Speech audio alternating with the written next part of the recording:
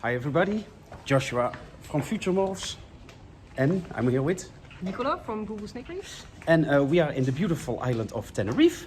And about a month ago we asked you guys to send us questions that you might have for us, and in this video we will answer them from our nice vacation spot. So we are here at the hotel now, and we will have a relaxing pool video for you guys. Stay tuned! The first question from Alex is how did we meet? Good question, of course. I don't know, of course, but for people who don't know, yes, we are a couple. Years and years ago, I don't remember. Well, afterwards I remember, but I didn't really remember. But Nicola was a customer, so we met, I guess, 2 or maybe 3 times in Ham, at the Ham show. I guess the first time was in 2018. Yeah, something like that. So Nicola bought some snakes for me, and I delivered it at the Ham show. We met up there. We didn't make the best impression because it was like, hello, here's your snakes and here's your money, and that was about it. But then, in 2020, I guess, we started chatting just online, like first about snakes and stuff, and then one thing led to another.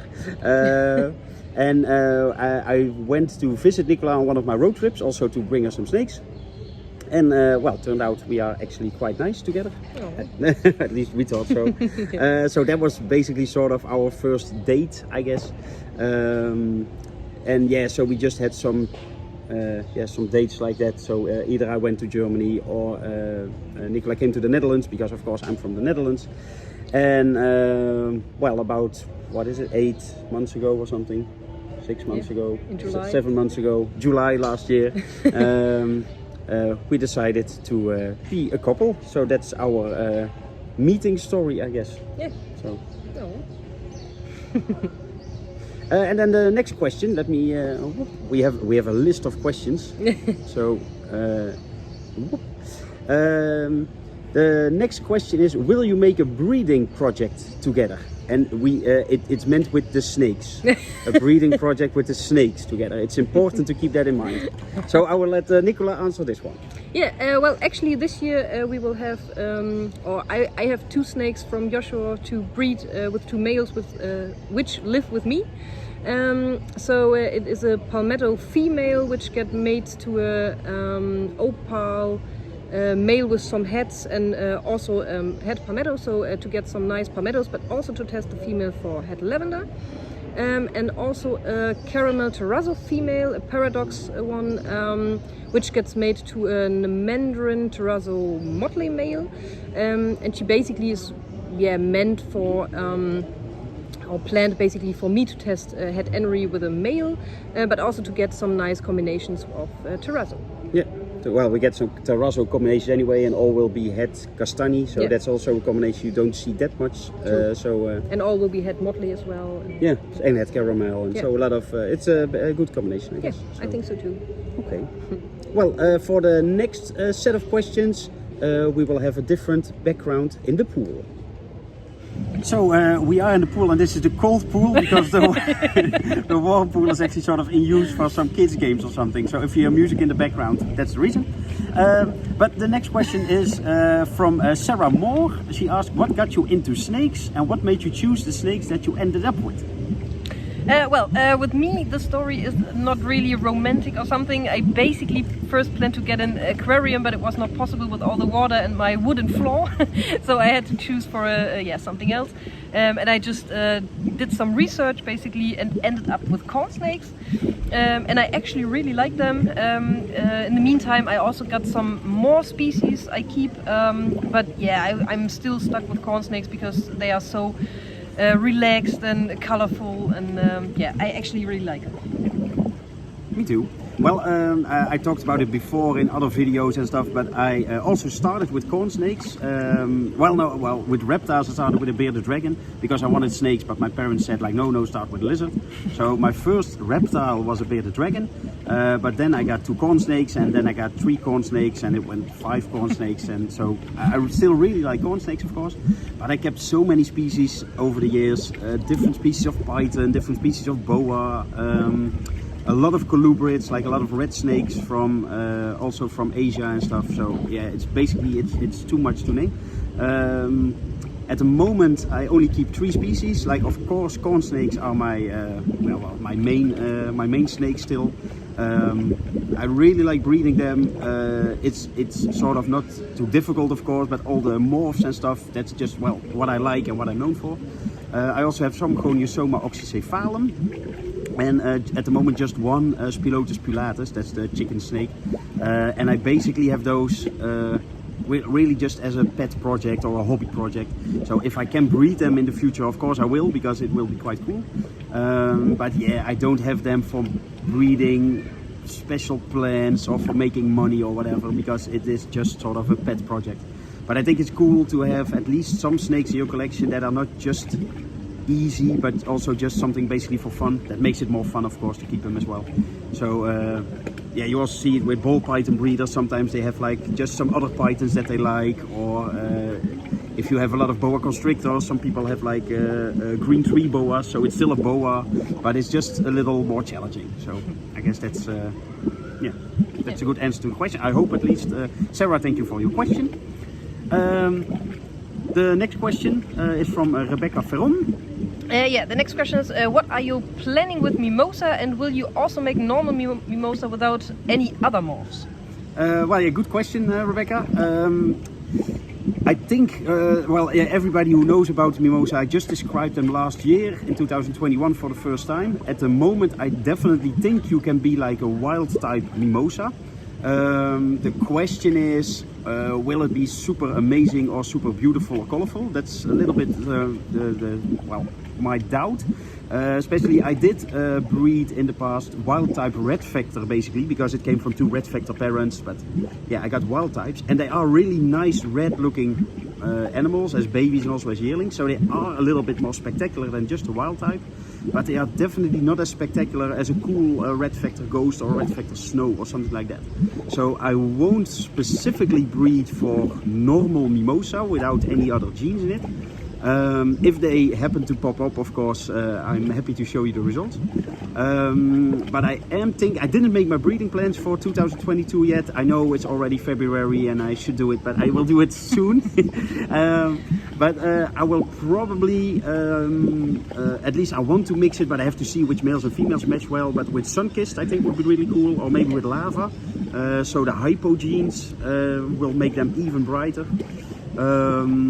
Lavender I'm also curious about, because yeah, if you have like red factor or peach line lavenders, they can also become really pretty and beautiful. So I think it could be the same with Mimosa. But basically the combinations are endless, and we are just at the tip of the mountain basically for Mimosa morphs. So yeah. I'm also curious if with people who bought Mimosas from me in the past, like what are you planning, of course. But I think, yeah, there are so many options. So but you also have some Mimosas in your collection? Yeah, I do have, and I also will breed them this year. But yeah, I won't breed any other genes in it, basically. So, or at least nothing which is not known yet. So it will be a red factor Mimosa mixed, and with Tessera and Snow and Ghost and Ultramel, I guess, might also be in there. At least Ultramel Ghost, I think.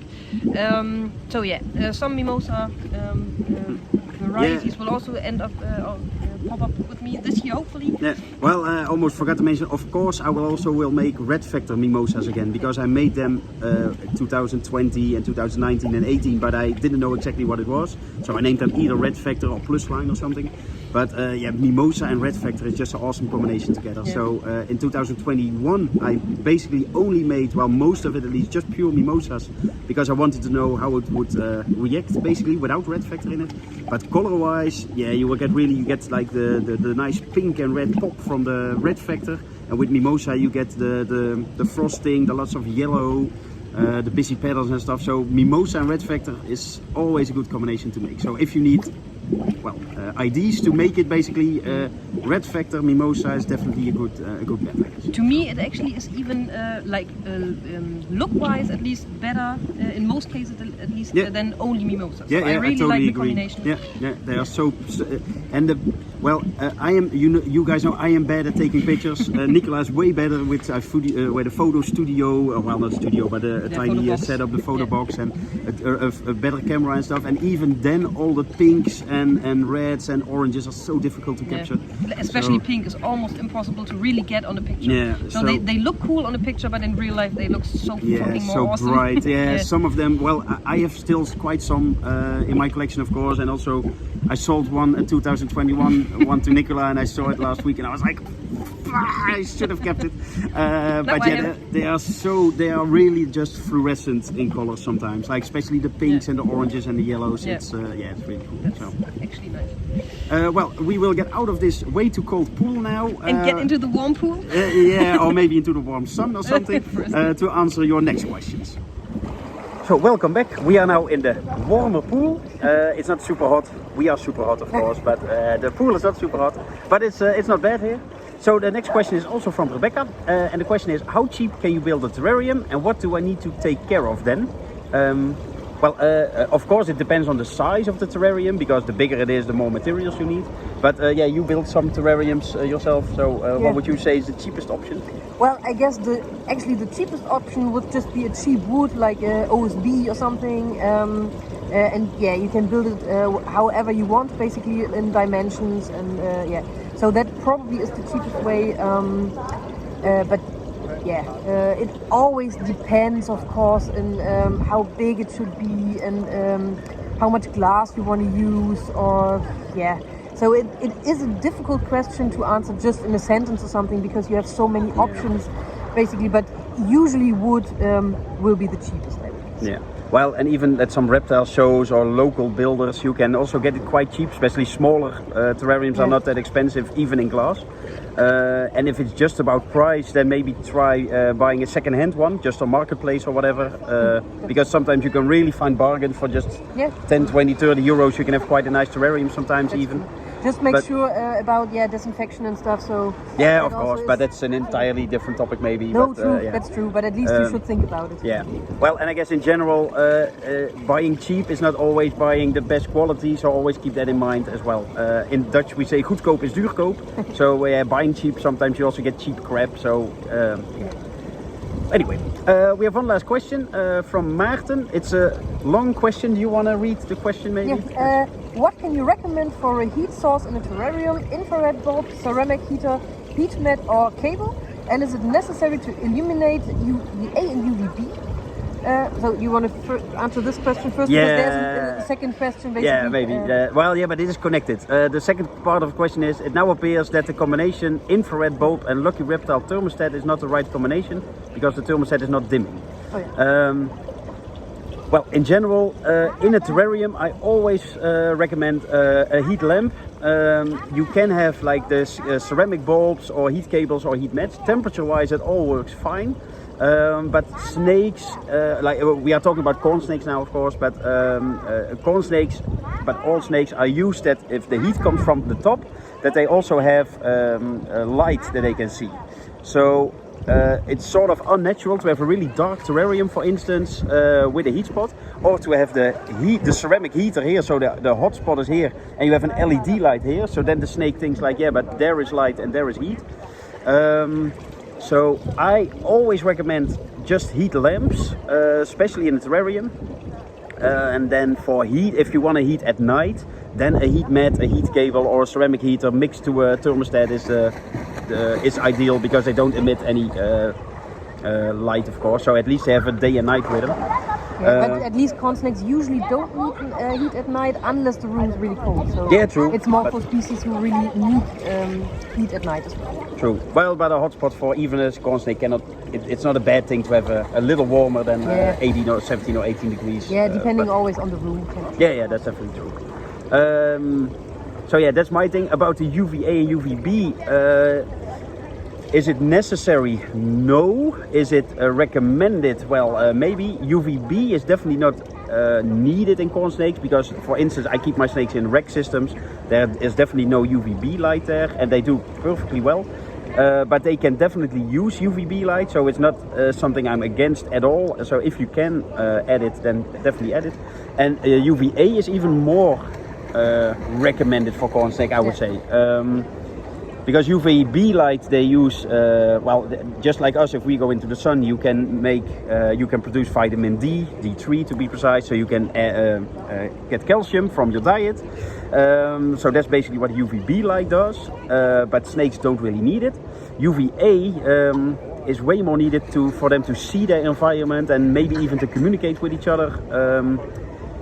Like when I started with the hobby, basically the book said, well, UVA is also not needed because snakes are basically dumb animals and they just crawl around, and that's it's a little it's not totally like that, of course, but the longer I'm in the hobby and the more research there's done, it actually more and more research shows that not only lizards but also snakes really can benefit from UVA light. Yeah, so true.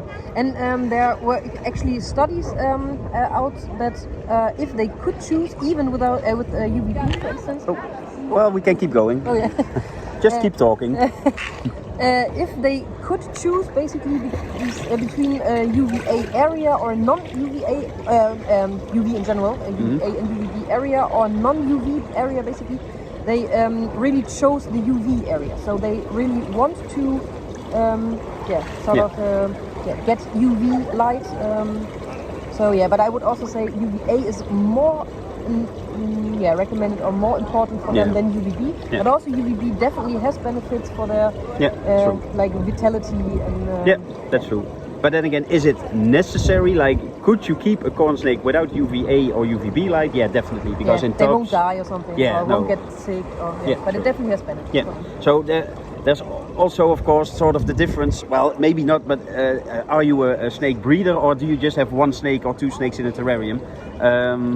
You learn so much more from your snakes in a terrarium, especially if you also work with nice daylight and stuff. So it's definitely recommended. Last part of the question is like your infrared bulb and Lucky Reptile thermostat is not the right combination because the thermostat is not dimming. Well, first of all, it's not that important, I think, because the thermostat just says like, okay, you have to get on at, let's say, 22 degrees.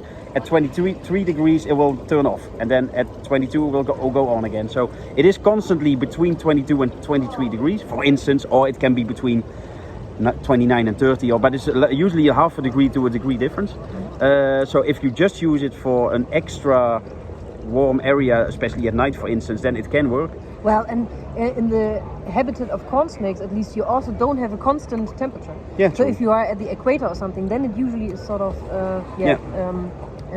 the same temperature over the day or something. But also in nature, basically, you have sort of like...